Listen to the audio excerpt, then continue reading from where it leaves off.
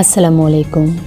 রমজান মানে শুধু না খেয়ে থাকা নয়, রমজান মানে নিজের ভেতরের মানুষটাকে নতুন করে খুঁজে পাওয়া। আর এই রমজানের সবচেয়ে মায়াবী মুহূর্ত কখন আসে জানেন? ইফতারের ঠিক কয়েক মিনিট আগে। আজকের ভিডিওতে আমরা কথা বলবো রমজানের ইফতার, তার অনুভূতি, তার শিক্ষা আর আমাদের জীবনের গভীর অর্থ নিয়ে। দিনভর রোজার পর যখন সূর্য ধীরে ধীরে পশ্চিম আকাশে হেলে পড়ে, চারপাশে এক অদ্ভুত নীরবতা নেমে আসে। ঘড়ির কাঁটা যেন হঠাৎ করেই খুব ধীরে চলে। কেউ শেষ মুহূর্তে টেবিলে পানি রাখছে, কেউ খেজুর ধুয়ে রাখছে, কেউ আবার চুপচাপ দোয়ার জন্য হাত তুলছে। এই সময়টা শুধু ক্ষুধার নয়, এই সময়টা আত্মার অপেক্ষা। সারাদিন আমরা কত কিছু চাই আর কত কিছুর পেছনেই দৌড়াই, কিন্তু ইফতারের ঠিক আগের মুহূর্তে এসে আমাদের চাওয়া হঠাৎ করেই খুব ছোট হয়ে যায়। এক গ্লাস পানি, একটা খেজুর আর একটুখানি শান্তি, এটাই রমজানের শিক্ষা। ইফতার আমাদের শেখায় কম থাকলেও কৃতজ্ঞ হতে। অনেক সময় দেখা যায় টেবিলে খাবার খুব সাধারণ, ভাজা, ফল, শরবত, খেজুর, কিন্তু সেই সাধারণ খাবারই সারাদিনের কষ্ট ভুলিয়ে দেয়। কারণ ইফতারের স্বাদ শুধু জিভে থাকে না, ইফতারের স্বাদ থাকে আমাদের অন্তরে, আমাদের মনে। রমজানের ইফতার মানে কেবল নিজেদের একার খাওয়া নয়, ইফতার মানে ভাগ করে নেওয়া।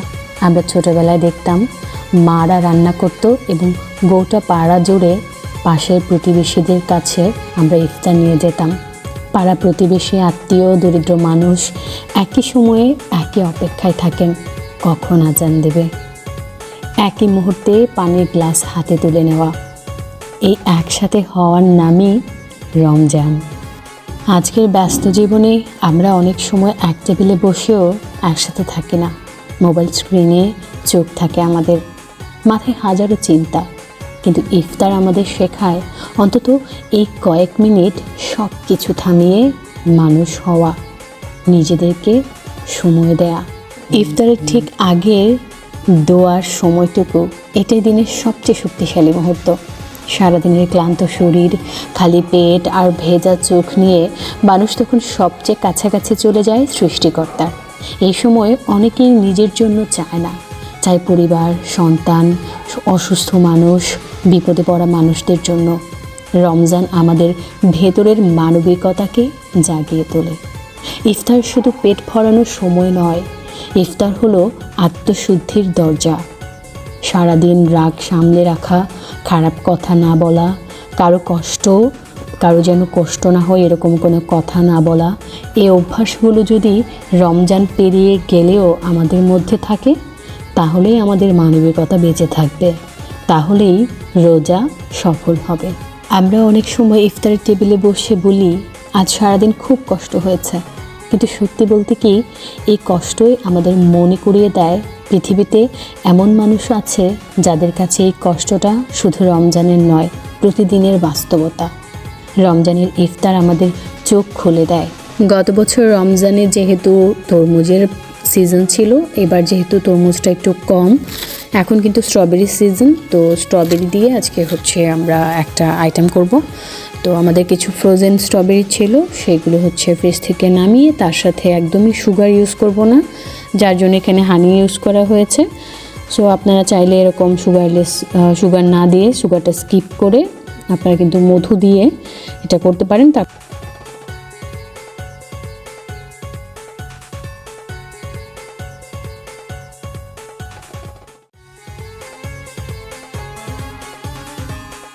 আমাদের আজকের স্ট্রবেরি ডেজার্ট তৈরি হয়ে গেছে, আর কিছুক্ষণের জন্য এটাকে আমরা ডিপ ফ্রিজে রেখে দেবো। তারপর যখন ইফতারের সময় হবে তখন সেটাকে বের করে পরিবেশন করব। আপনারা চাইলে স্ট্রবেরি যে কোনোভাবে খেতে পারেন, যেহেতু এটা খুবই হেলদি একটা ফ্রুট। সো আর এখন যেহেতু সিজনও চলছে, খুব বেশি দামও না, তো আপনারা কিন্তু ইফতারে এই আইটেমটা রাখতে পারেন। আপনারা যদি এভাবে না করতে চান তাহলে আপনারা বিভিন্ন রকমের আইটেম করতে পারেন, বা এমনিতেও স্ট্রবেরি খেতে পারেন, বা স্ট্রবেরি দিয়ে আপনারা জুস করতে পারেন। যে কোনোভাবেই সুস্বাস্থ্যকর খাবার খাবেন, মোদ্দা কথা হচ্ছে সেটা। স্ট্রবেরি শরবত বানাতে যখন আপনি ব্লেন্ড করবেন তখন কিন্তু একটুখানি লেবু অ্যাড করে দেবেন সেখানে।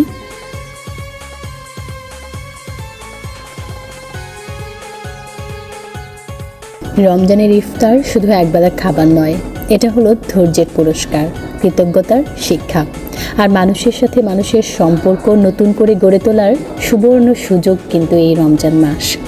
আজ ইফতারের সময় খেজুর হাতে নেওয়ার আগে একবার মনে মনে বলুন, আমি যেন রমজান শেষে আগের মানুষটায় ফিরে না যাই। বাসায় তৈরি করা এভাবে স্ট্রবেরির কেকটাও কিন্তু খুবই আকর্ষণীয় এবং খুবই মজাদার।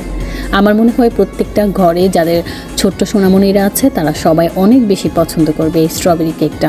আপনারা কিন্তু চাইলে ইফতারের সময় এরকম মজাদার এবং হেলদি একটা কেক আপনারা নিজেরাও বাসায় তৈরি করে নিতে পারেন। শুধুমাত্র নিজে ইফতার করলেই হবে না, আপনার আশেপাশে কে ইফতারের আয়োজনটা ঠিকমতো করতে পারেনি বা তাদেরকে একটুখানি হেল্প করবেন আপনি আপনার সাধ্য মতো, সেটাই কিন্তু আমাদের রমজানের মূল শিক্ষা। রহমত, মাগফিরাত, নাজাত, এই তিনটি আমাদের জীবন থেকে এই মাস পরে চলে যাবে। এই অর্জনের যে সুবর্ণ সুযোগ আমরা পেয়েছিলাম, সৃষ্টিকর্তা আমাদেরকে দিয়েছিল, এই মাস শেষে আমরা যেন এই তিনটি বিষয় ভুলে না যাই। আমাদের বাকি সবগুলো মাস যেন এরকম রহমত, নাজাত আর মাগফিরাতে ভরপুর থাকে। এবারে আমরা করব খেজুরের শরবত। তো খেজুরের শরবত করার জন্য আমাদের কিছু উপকরণ লাগবে। আমরা খেজুর এখানে একটু ভালো মানের খেজুর নিয়েছি, সেগুলোকে আমরা বিচিটা ছাড়িয়ে নিব। তারপর এখানে আমরা কয়েক প্রকারের বাদাম নিয়েছি, পেস্তা বাদাম, কাজু বাদাম, এখানে কাঠবাদাম আছে, আখরোট আছে। তো এইগুলো আমি একসাথে করে দুধের মধ্যে কিছুক্ষণ ভিজিয়ে রাখতে হবে, পরিষ্কার করে অবশ্যই ভেজে, যেহেতু এগুলো ভাজা। তো সবগুলোকে দুধের মধ্যে কিছুক্ষণ ভিজিয়ে রেখে, একটা কলাও দিব এখানে, ভিজিয়ে রেখে তারপর সেগুলোকে একসাথে ব্লেন্ড করে নিতে হবে। যখন এগুলো ব্লেন্ড হয়ে যাবে, ব্লেন্ড করব, তখন সেখানে আমি একটু দই অ্যাড করব। আর আপনারা যদি মিষ্টি বেশি খেতে চান তাহলে একটু মধু অ্যাড করতে পারেন। আমি এখানে মধু ব্যবহার করব না, আমি অনেক মিষ্টি চাই না। এইগুলো থেকে যে মিষ্টিটা বের হবে ফ্রুট থেকে, সেগুলোই যথেষ্ট আমার মনে হয়। আপনারাও কিন্তু বাসায় এরকম মজাদার খাবারগুলো তৈরি করতে পারেন আপনাদের আজকের ইফতারের জন্য। আপনারা আপনাদের পছন্দ মতো এখানে বাসায় যে কটা খাবার থাকবে সেগুলো দিয়েও কিন্তু করতে পারেন। যদি আপনার বাদামগুলো না থাকে সেগুলো স্কিপ করে আপনি কিন্তু জাস্ট খেজুর দিয়েও বা কলা দিয়েও কিন্তু করতে পারেন।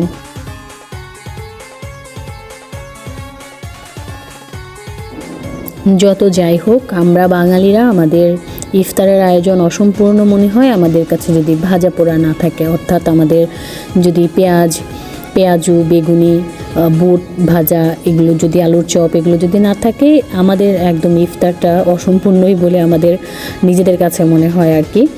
আর আপনারা কারা কারা এই ভাজা পোড়া খেতে পছন্দ করেন, যারা খাবেন, ভাজা পোড়া যদিও খাওয়া এতটা ঠিক না, তো বাইরে থেকে না কিনে চেষ্টা করবেন অন্তত বাসায় যদি একটু করা যায়, তাহলে কিন্তু অনেকটা কিছুটা হলেও আপনি একটু স্বস্তি বোধ করবেন আর কি খেয়ে। আর হ্যাঁ, আজকে যে আপনারা দেখতে পাচ্ছেন আমরা যে ব্যাটারটা করেছি বেগুনি করার জন্য, এই ব্যাটারে কিন্তু আপনারা চাইলে একটু সাদা তিল, একটুখানি কালিজিরা অ্যাড করতে পারেন, তাহলে খাওয়ার সময় কিন্তু খুবই মজাদার লাগবে, অন্যরকম একটা ফ্লেভার আসবে, কালিজিরার খেতেই মন চাইবে। কিংবা যে ডালটা দিয়ে পেঁয়াজটা করা হয়, সেই ডালের মধ্যেও কিন্তু চাইলে এই সাদা তিলগুলো একটু দিলে দেখেন কি সুন্দর লাগছে না দেখতে, আর একটুখানি কালিজিরা দিলে খেতেই কিন্তু অন্যরকম লাগবে।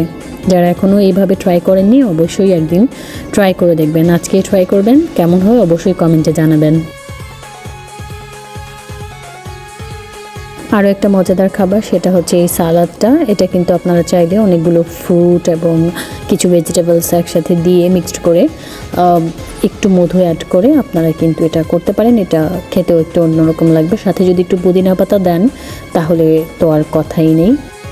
এখানে কিন্তু দেওয়া হয়েছে, এখানে অনেকগুলো ফল দেওয়া হয়েছে, টমেটো দেওয়া হয়েছে, শসা দেওয়া হয়েছে, আঙুর দেওয়া হয়েছে। আপনারা আপনাদের পছন্দ মতো ফল এবং টমেটো বা কিছু সবজির মধ্যে আমরা তো সালাদে ব্যবহার করি মূলত টমেটো আর শসা, তো আপনারা এগুলো অ্যাড করে আপনাদের মন মতো করে সাজিয়ে নিতে পারেন। তো তবে অবশ্যই এসব ইফতার করতে গিয়ে অর্থাৎ এসব আয়োজন করতে গিয়ে আপনার ইবাদতে যেন ঘাটতি না হয় সেদিকেও কিন্তু খেয়াল রাখতে হবে। এসব আয়োজন করতে গিয়ে আপনি যদি আপনার ইবাদতে ঘাটতি করে ফেলেন তাহলে সেটা কিন্তু আসলে কোনো কাজে আসবে না। ভাজা পোড়ার পরে আপনি চাইলে একটু বিফ তেহারি রাখতে পারেন। আপনার যদি সময় কম থাকে তাহলে তেহারিটাই আমার মনে হয় খুবই ভালো হয়। অনেকে আবার সরাসরি একটুখানি জুস খেয়ে একদম তেহারিটা খেতেই পছন্দ করেন।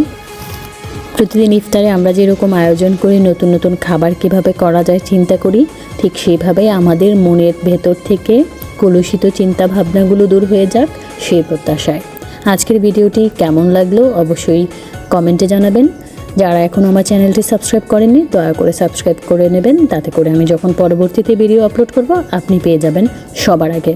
দেখা হচ্ছে পরবর্তী ভিডিওতে। সে পর্যন্ত ভালো থাকবেন, ভালো রাখবেন। আর হ্যাঁ, আপনার কাছে রমজানের ইফতারের সবচেয়ে সুন্দর অনুভূতি কী অবশ্যই জানাবেন।